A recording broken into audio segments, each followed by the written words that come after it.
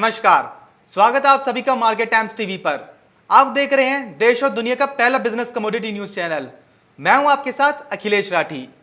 तो देश में कोरोना महामारी का कहर लगातार जारी है। संक्रमितों का आंकड़ा 6 लाख का पार कर गया है। वहीं इसी बीच प्रधानमंत्री नरेंद्र मोदी ने 30 जून को लॉकडाउन के दौरान देश को छठी बार संबोधित किया है।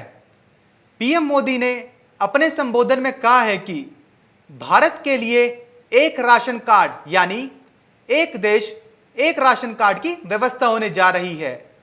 इसमें सबसे बड़ा लाभ उन गरीब साथियों को मिलेगा जो रोजगार या दूसरी आवश्यकताओं के लिए अपना गांव छोड़कर कहीं और जाते हैं। पीएम मोदी ने कहा कि अगले 5 महीनों के लिए 80 करोड़ गरीब भाई बहनों को मुफ्त राशन प्रदान करेगी सरकार। पीएम गरीब कल्याण अन्न योजना के तहत सरकार अगले 5 महीनों के लिए 80 करोड़ गरीब भाई बहनों को मुफ्त राशन प्रदान करेगी। परिवार के हर सदस्य को 5 किलो गेहूं या चावल मिलेगा।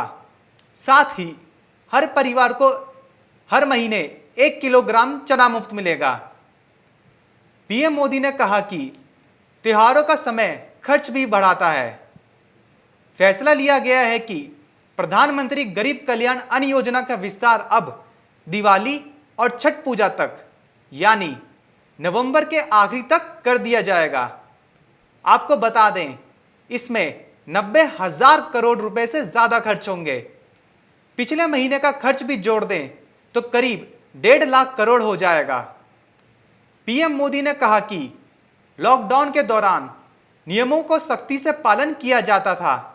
वहीं इस पर India pulses and grain association IPGA ने कहा कि देश में दाल और अनाज पर्याप्त मात्रा में है और पीएम के इस फैसले का स्वागत किया है। IPGA के अध्यक्ष जीतू बेड़ा ने कहा कि सरकार का यह एक कल्याणकारी कदम है और इस कदम से भारत मुफ्त राशन वितरक करने वाला दुनिया का सबसे बड़ा वितरक होगा। 80 करोड़ का मतलब 80 लाख क्विंटल दाल होती है, मतलब 8 लाख टन। अगर सरकार 5 महीनों तक मुफ्त दाल देगी तो 400 लाख टन दाल बैठती है। भारत की जनसंख्या 130 करोड़ से ऊपर है। भारत में रिपोर्ट के अनुसार भारत में हर साल 23 मिलियन टन दाल पैदा होती है, जो खपत से लगभग 10 से 15 लाख टन कम है। अब ऐसे में सरकार के पास कितना स्टॉक है? वैसे तो भारत इस समय दुनिया का सबसे बड़ा दलहन उत्पादक, उपभोक्ता और आयातक तीनों है। एक अनुमान के अनुसार देश में दालों की वार्षिक खपत लगभग 245 से 250 लाख टन है, जबकि उत्पादन 230 से 235 लाख टन के बीच घूम रहा है। इस प्रकार देश में 15 से 20 लाख टन दालों की कमी पड़ती है। अपनी खपत को पूरा करने के लिए भारत को प्रतिवर्ष 20 से 30 लाख टन दालों का आयात करना पड़ता है। हालांकि उपभोक्ता मामले, खाद्य और सार्वजनिक वितरण मंत्रालय ने अपने डेटा में बताया है कि राज्य सरकार की तरफ से पिछले 2 महीनों में प्रवासी मजदूरों को मिलने वाले अनाज का 13% अनाज ही खपत किया गया है। मंत्रालय ने अपने डेटा में बताया है कि आत्मनिर्भर भारत पैकेज के तहत बिना राशन कार्ड वाले 8 करोड़ प्रवासी मजदूरों को मई और 5 जून महीने में 5-5 किलो अनाज देने को कहा गया था, लेकिन अब तक मात्र 2.13 करोड़ मजदूरों को ही इसका लाभ मिल सका है।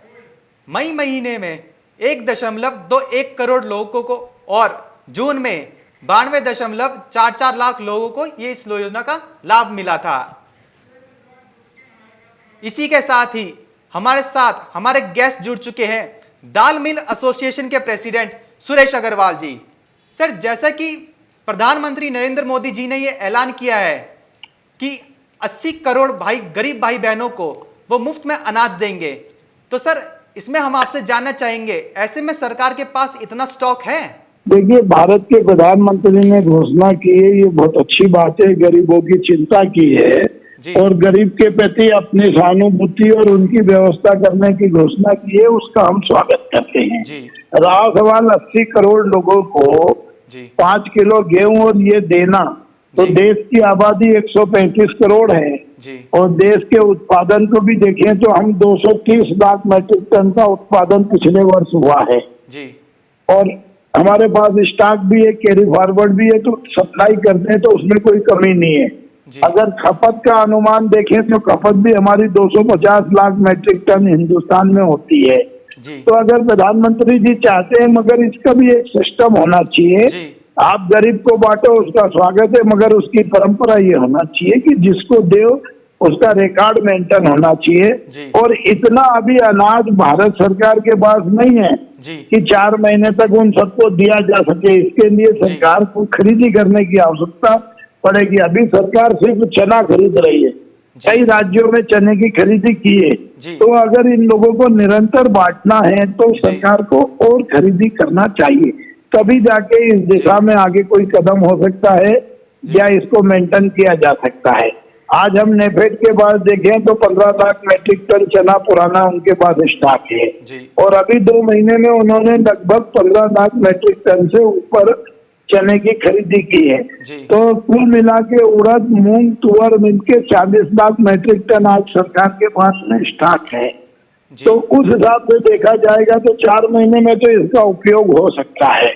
मगर अभी हम ये देख रहे हैं कि नेफेड बाजार में माल बेच रही है। जी तो जब प्रधानमंत्री जी घोषणा कर रहे हैं तो उस दिशा में उनको चलना चाहिए, वहां पहले पूर्ति करे और गरीबों को दे। और साथ में जो नेफेड के पास 2 साल से पहले का चना पड़ा है जी उसको भी सेल आउट करना चाहिए जी और नए चने को अभी विक्रय नहीं करना चाहिए। जी प्रधानमंत्री चाहेंगे तो हो जाएगा, पर्याप्त मात्रा में सरकार के पास स्टॉक है। जी सर, जैसा कि आपने बताया कि भारत का अगर उत्पादन और खपत दोनों के आंकड़ों की तरफ नजर डालें तो जितनी खपत होती है भारत उतना उत्पादन नहीं कर पाता है। तो सर, ये जो बची हुई मात्रा है, जो बचा हुआ बीच का जो डिफरेंस है, इसको सरकार कैसे पूरा करेगी? इसकी सरकार क्या स्ट्रेटेजी अपनाएगी? अभी सरकार ने आयात के लाइसेंस दिए हैं, 4 लाख मीट्रिक टन उड़द के लाइसेंस जारी हुए हैं, जी 2.5 लाख मीट्रिक टन तुअर के हुए हैं, 1.5 लाख मीट्रिक टन मूंग के हुए हैं, जी मटर के भी है, तो लगभग 15 लाख मीट्रिक टन आयात साल भर में हो जाएगा जी और आयात अभी चालू है। दूसरा, व्यापारियों के पास भी काफी माल स्टॉक है। पिछले 2 साल से जी देश के व्यापारियों को चने में काफी नुकसान हुआ है। यानी चना 2 साल में 50 रुपए नहीं गया और काफी चने में किसानों को भी नुकसान हुआ है, व्यापारी को। इनके पास भी स्टॉक है, सरकार के पास भी स्टॉक है और व्यापारी के पास भी स्टॉक है। तो ये जो स्टॉक है, इससे ये जो गैप है, प्रधानमंत्री जी मोदी जी ने जो कहा है छठ पूजा तक, नवंबर तक, दिवाली तक, वो इसमें हो जाएगा, उसमें कोई दिक्कत नहीं आएगी। क्योंकि 3 आदमियों के पास स्टॉक है, व्यापारी, मिलर, सरकार और एनसीडीएस, नेफेड, और अभी किसान मार्केट में ला भी रहा है। और सरकार अगर समर्थन मूल्य में खरीदी करती रहेगी, जैसा कि अभी राजस्थान में 7 तारीख को बंद हो रहा है, तो सरकार निरंतर खरीदी करेगी तो कोई दिक्कत आने की संभावना नहीं है। मगर मुफ्त में देना, उससे कोई दिक्कत नहीं है, मगर उन्हीं लोगों को सरकार को देना चाहिए जिनके पास आधार कार्ड हो, राशन कार्ड हो और जिनके पास में बीपीएल कार्ड हो, या जो गरीबी की रेखा के नीचे जिनके पास कोई प्रमाण पत्र है। अगर डॉक्यूमेंट्स नहीं देंगे तो बीच वान में कई जगह कई अधिकारी कर्मचारी इसका दुरुपयोग करेंगे। तो हमारा भारत सरकार से निवेदन है कि बांटे, उस पर हम सहमत है, खुश हैं, मगर कोई सिस्टम होना चाहिए, उनके पास कोई ना कोई प्रमाण पत्र होना चाहिए या वोटर आईडी कार्ड, कुछ तो होना चाहिए, उन्हीं लोगों को दिया जाए, ऐसा हमारा निवेदन है। जी, हमारा अगला सवाल यह है कि जैसे ये जो बिचौलिए होते हैं, सरकार लोगों तक अपना अनाज तो पहुंचाना चाहती है लेकिन बिचौलिए वहां तक पहुंचने नहीं देते हैं। तो सर, इस पर सरकार की क्या रणनीति हो सकती है? इसको कैसे सरकार टैकल करेगी? नहीं, सरकार को पहले करना चाहिए पूरे देश के जो किसान और मजदूर और गरीब भाई है जी बीपीएल कार्ड के नीचे जो है, इन सबका एक डाटा बनाना जी। चाहिए, एक नेशनल राशन कार्ड बनना चाहिए। जी अभी क्या होता है, राशन कार्ड बिहार में वहां दे लेता है, उनका हस्बैंड जो है वो यूपी में काम करता है, वो वहां ले लेगा। तो जी सबका एक राष्ट्रीय पहचान पत्र होना चाहिए। जी जिस प्रकार आधार कार्ड है इसी प्रकार उनका राशन कार्ड होना चाहिए, जी उसी प्रकार उनका वोटर आईडी कार्ड भी पूरा एक होना चाहिए। अभी हर राज्य अपने अपने हिसाब से वोटर आईडी कार्ड इशू करता है, तो इन चीजों को पहले ठीक करना चाहिए जी और उस हिसाब से पॉलिसी बनाना चाहिए। और देने में कोई दिक्कत नहीं है, आप दो गरीब को दो, मगर गरीब तक पहुंचना चाहिए। जी पहले भी हमने देखा कि भारत के प्रधानमंत्री राजीव गांधी ने कहा कि हम देते हैं उसका 15-25% जाता है। तो इसी प्रकार आज भी कई जगह कई तरह की शिकायतें आती है। जी तो इस प्रकार पॉलिसी बनना चाहिए कि आदमी को अनाज दे तो उसका कुछ ना कुछ वोटर आईडी कार्ड, आधार कार्ड या उसका बीपीएल कार्ड होना चाहिए, जिससे सरकार के रिकॉर्ड में रहे और जिससे ये जो अधिकारी या कर्मचारी या बिचौलिए जो बीच में गड़बड़ करते हैं उस पर भी अंकुश लगे। राशन बटे मगर उनके हाथ में तो पहुंचे। अभी देखने में आया है कि जो बढ़ता है वो पूर्ण रूप तक नहीं पहुंच पाता है, तो वो उस व्यवस्था को भी ठीक करने की आवश्यकता है। जी सर, सरकार कहती तो है कि हम अगर गरीबों तक 1 रुपया भी देते हैं तो वो पूरा 1 रुपया गरीबों तक पहुंचता है, जबकि हकीकत में ऐसा होता नहीं है। तो सर इस पर आपके क्या विचार हैं? नहीं, सरकार अगर कोई किसान के खाते में जी या जन धन खाते में अगर कोई भेजती है जी तो वो तो उनके खाते में जाता है, जी मगर जिनके खाते नहीं है, आज भी हम देखें तो जन धन के अंदर जी 20 करोड़ लोगों के अकाउंट हैं।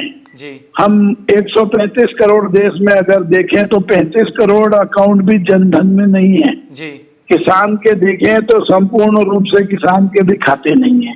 जी तो अभी तो जिनके डायरेक्ट खाते में अगर उसमें सरकार देती है जी तो वो उन तक पहुंचेगा, और जहां अकाउंट नहीं है वहां किसी न किसी एजेंसी के माध्यम से या और कोई माध्यम से बेचेंगे तो वहां गड़बड़ होने की संभावना होती है। डायरेक्ट खाते में तो कोई प्रॉब्लम होती नहीं। तो डायरेक्ट खाते भारत सरकार को और राज्य सरकार को खोलना चाहिए।